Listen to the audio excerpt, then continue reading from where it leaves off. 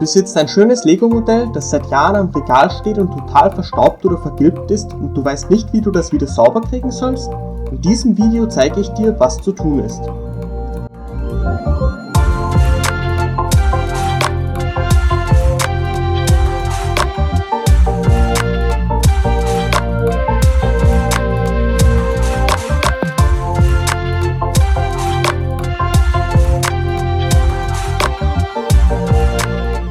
Wenn man gebrauchte Lego-Bausteine geschenkt bekommt oder noch eine alte Kiste davon unter dem Bett oder im Keller findet, dann sollte man diese erstmal reinigen.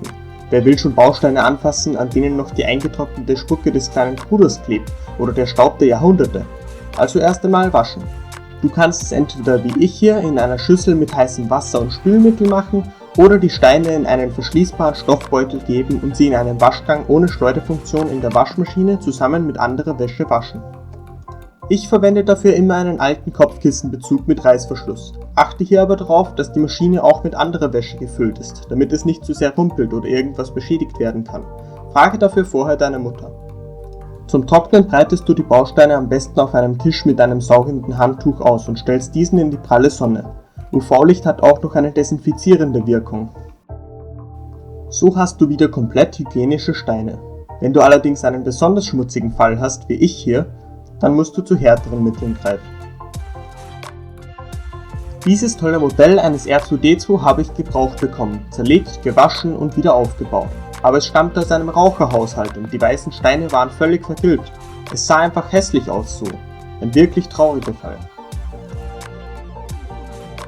Ich habe es also nochmal zerlegt und verschiedenste Mittel ausprobiert, wie Chlorreiniger oder Bleichmittel für die Haare, Gebissreiniger-Tabletten, nichts half. Ein befreundeter Jäger riet mir zu Wasserstoffperoxid, einem stark ätzenden Bleichmittel, das er zum Bleichen seiner Trophäen verwendet. Wichtig ist dabei, dass es eine mindestens 35%ige Lösung ist. Schwächere Lösungen haben nicht den gewünschten Effekt.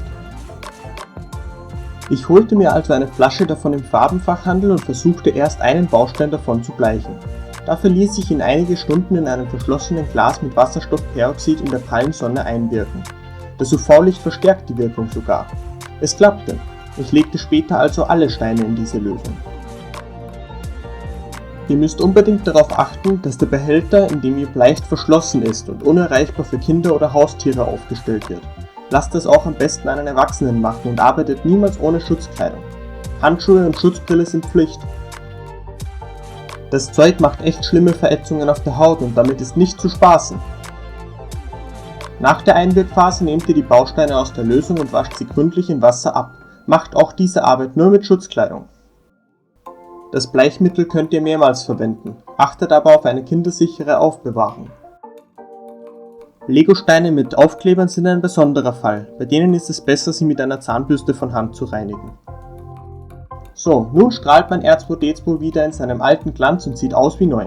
Ich hoffe, ich konnte euch ein paar gute Tipps geben und ihr empfehlt mein Video auch an andere Lego-Fans weiter. Danke fürs Zusehen und vergesst bitte nicht, die Glocke zu aktivieren. Ciao!